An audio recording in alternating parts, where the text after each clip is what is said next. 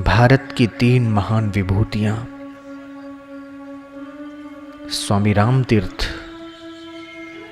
दीपावली के दिन ब्रह्म में समाये, पंच भौतिक शरीर को त्याग दिए। दूसरी विभूति आर्य समाज के संस्थापक ऋषि दयानंद, और आज से 2500 वर्ष पहले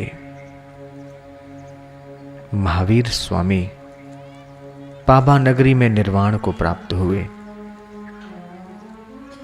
तिल तिल जलकर जिन्होंने जीवन भर लोगों को ज्ञान के प्रकाश से आलोकित किया, उनकी स्मृति में भी दीपमाला जलाते हैं। नरकासुर का वध दीपावली के दिन हुआ।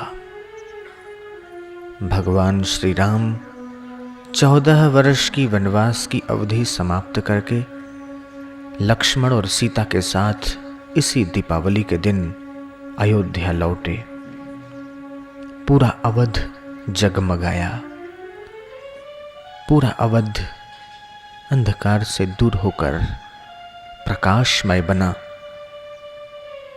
हमारे हर घर को, हमारे गांव को उसी भगवान राम की स्मृति में, राम के राज्याभिषेक और उनके अवध आगमन की स्मृति में हम भारत के लाखों करोड़ों गांवों को, अरबों घरों को जगमगाते हैं।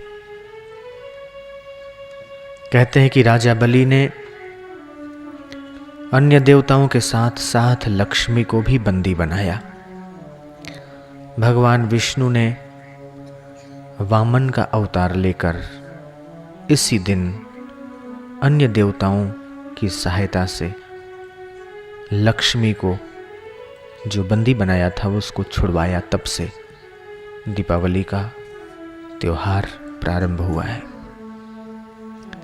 दीपावली कर्मठता, जागरूकता का संदेश लाती है।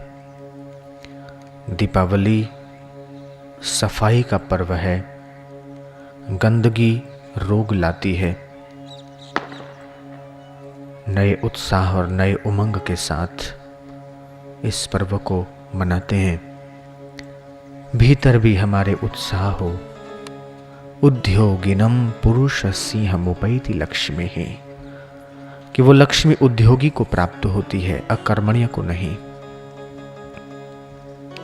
दार्शनिक लोग बोलते हैं कि सूर्य चंद्र नहीं होते तब अमावस्या की भयावनी रात डरावनी प्रतीत होती है, और उस समय इस भयावनी रात्रि के संकट का निवारण छोटे छोटे दीपक करते हैं। दीपावली के दूसरे दिन गोवर्धन की पूजा होती है। गौ का संवर्धन, गौ का पालन, गौ का अभ्युदय। भैंस का दूध बुद्धि को मोटी बनाता है। गाय का दूध बुद्धि को सूक्ष्म बनाता है। गाय कोई जानवर नहीं है, कोई ढोर नहीं है, तुलसी कोई पौधा नहीं है। भगवान की प्रतिमा सिर्फ पत्थर नहीं है, और मंत्र अक्षर नहीं है।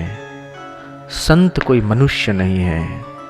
तीर्थ कोई पानी से भरा हुआ जलाशय नहीं है।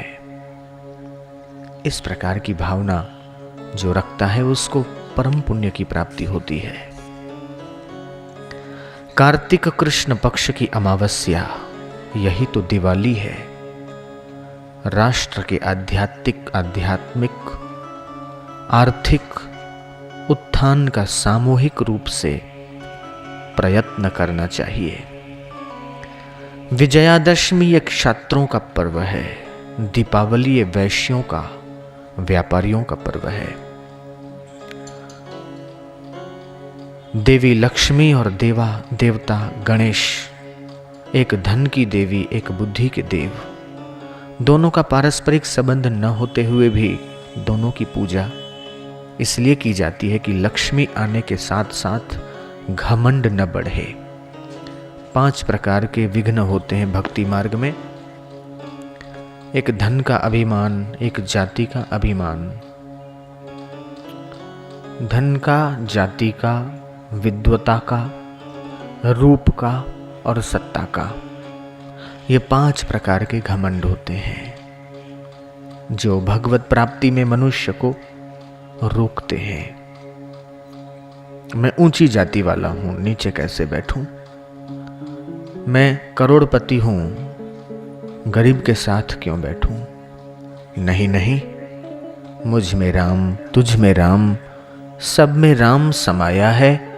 कर लो सभी से प्यार, जगत में कोई नहीं पराया है। शरीर तो एक दिन छूट जाएगा, जब तक जिए तब तक स्नेह की, सौहार्दता की, प्रेम की वृष्टि करते हुए चलें।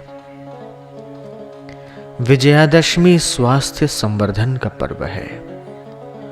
वसंत पंचमी विद्या का पर्व है। शिवरात्रि त्याग का पर्व है। होली सफाई और स्वच्छता का पर्व है। तो रामनवमी न्याय की रक्षा का पर्व है। गायत्री तप का पर्व है।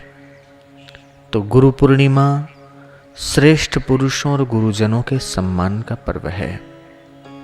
हरियाली अमावस्या वृक्षारोपण का पर्व है। तो श्रावणी पूनम, जिसको रक्षाबंधन बोलते हैं, यज्ञोपवीत बदलने का और धारण करने का और वेद का, परस्पर सुरक्षा के संकल्प का और सहयोग का पर्व है।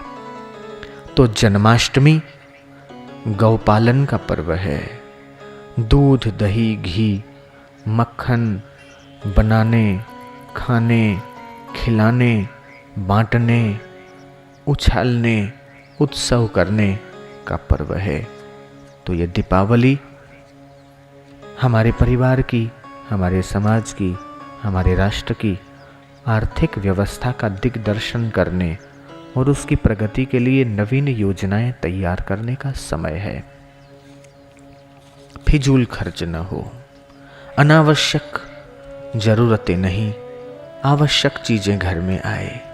हमारा घर स्टोर रूम न बन जाए। हमारा घर व्यवस्थित रहे। बुद्धि और धन, इन दोनों का हम पूरा सदुपयोग करें। और वो उपाय, वो ज्ञान सत्संग से मिलेगा, संत चरणों से मिलेगा। इसलिए सत्संग की तो जितनी भी महिमा गाई जाए कम है।